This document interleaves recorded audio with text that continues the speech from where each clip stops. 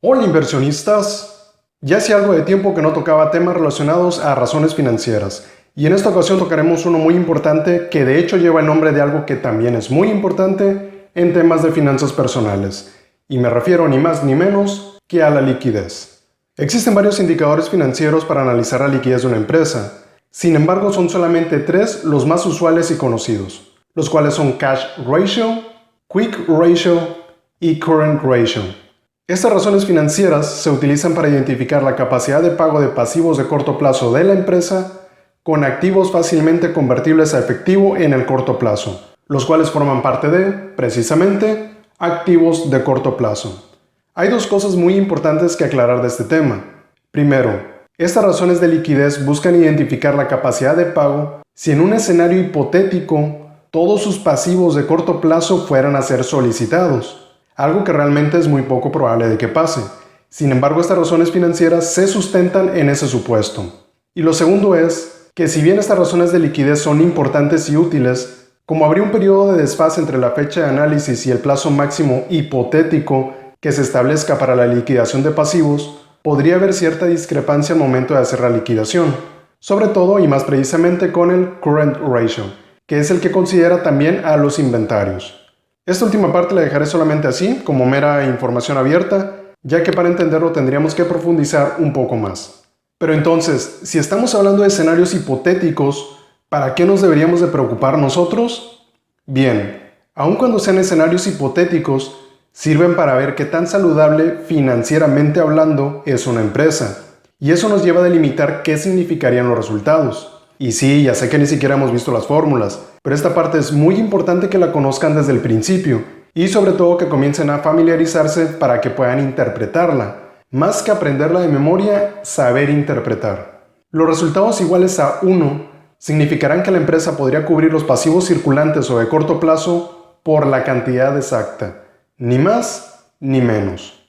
Los resultados por arriba de 1 significarán que la empresa puede cubrir sus pasivos circulantes sin ningún problema, e incluso aún después de ello le quedarían activos de corto plazo. Y por el contrario, valores por debajo de 1 significarán que la empresa no puede cubrir sus pasivos circulantes, es decir, le faltaría dinero. Todo lo anterior aplica para las tres razones, la de Cash, Quick y la de Current Ratio, obviamente cada uno con su interpretación individual. Pero bien, eso es para los casos hipotéticos. Entonces, ¿cómo lo debo de interpretar yo? Eso dependerá mucho de la empresa. En términos generales, entre menor sea el resultado, es decir, entre menor a 1 sea, más problemas de flujo de efectivo tendrá la empresa. Y entre mayor sea el resultado a 1, mejor será su flujo. El problema aquí radica en que no hay como tal una métrica genérica para cualquier empresa. Porque, por ejemplo, en una empresa como Walmart, realmente no necesita mucho efectivo en mano. Ver un nivel bajo de Cash Ratio es normal, pero ver un ratio de Current Ratio muy por debajo de 1 ya no es tan bueno que digamos. ¿Por qué? A una empresa minorista no le podemos pedir que tenga mucho efectivo en mano porque la mayor parte está en su inventario. Pero si no tiene efectivo en mano y tampoco lo tiene depositado en inventario, entonces algo anda mal. Y eso lo podremos ver de cierta forma en el Cash y en el Current Ratio. Ahora por el contrario, una empresa industrial que tiene todos los ratios en general por arriba de 1 se considera saludable, por decirlo así. Pero si tiene ratios de, no sé, 4 o 5, por decir algo, quiere decir que tiene un exceso de liquidez que no está acomodando apropiadamente. Es un relajo, ¿verdad? Esta parte es de mucha interpretación. Conforme más análisis hagamos y ustedes hagan por su cuenta, se irán acostumbrando más. Pero de momento, ¿qué les parece si mejor lo intentamos comprimir todo en 3 tips que les puedo dar? Tip número 1. Un Cash Ratio de 0.3 o 0.5 a 1 o más podríamos considerar que es razonablemente bueno.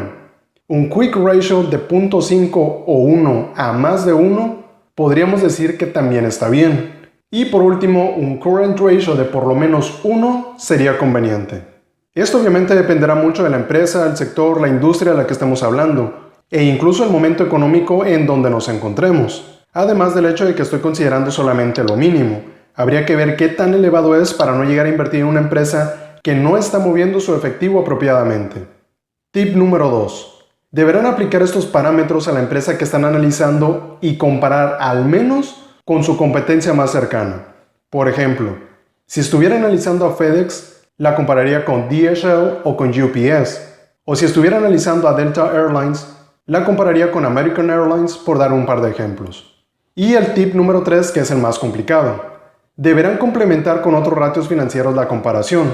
Porque, por ejemplo, si una empresa tiene poco efectivo en mano en comparación con su competencia, pero tiene un ROA o un ROE más alto, podría no ser tan malo que digamos. Muy seguramente la primera empresa está invirtiendo su efectivo de una forma un tanto más agresiva, por así decirlo. Pero bueno, en lo que se acostumbran un poco más a los análisis y a los conceptos financieros, con el tip 1 y 2 es más que suficiente, al menos por ahora. Pero bueno, y a todo esto, ¿cómo lo calculamos? Las fórmulas generales son las siguientes.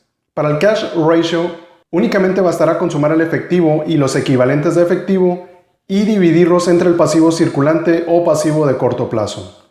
Para el quick ratio hay toda una problemática, o más que problemática, una variación del método de cálculo, y esto dependerá de si tenemos más o menos acceso a cierta información.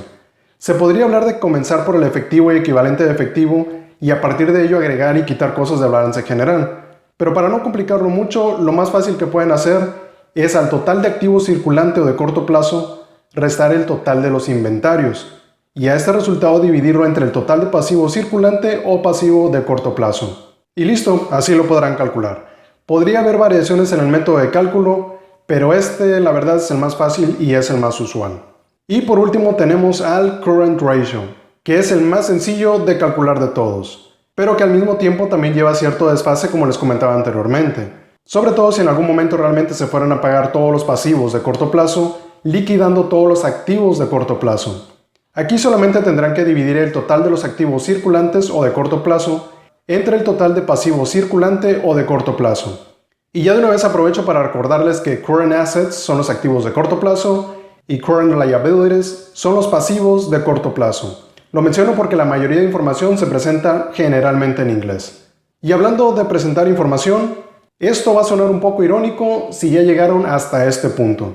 Estas fórmulas no las tendrán que usar prácticamente en ningún momento, porque como estarán notando, la página de wsj.com, al igual que muchas otras más, ya proporciona estos datos, así que en cuanto al cálculo, la verdad casi nunca lo van a ocupar. Pero para la interpretación sí que es necesario que entiendan las fórmulas, más que aprenderlas de memoria, que visualicen qué quieren decirnos. Y para ello solamente es cuestión de que se familiaricen con ellas y practiquen lo más que puedan.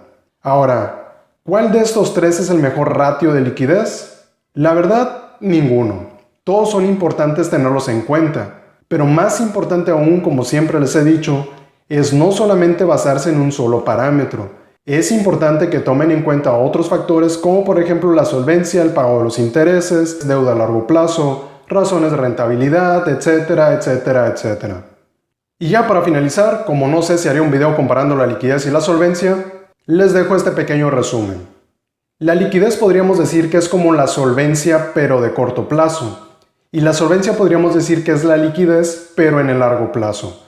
No siempre van de la mano, es decir, no siempre son buenas o malas a la vez. Puede que una empresa tenga un buen ratio de liquidez pero poca solvencia. O por el contrario puede que tenga malos ratios de liquidez y buena solvencia.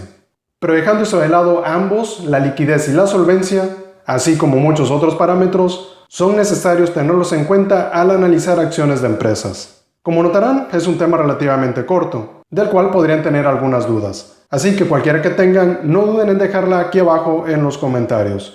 Y tampoco olviden dar like y compartir este video para que esta información llegue a más personas. Y tampoco se vayan sin antes suscribirse y dar clic a la campanita si aún no lo han hecho para que no se pierdan ninguno de los videos que subo al canal. Eso es todo por ahora. Gracias por ver. Hasta luego.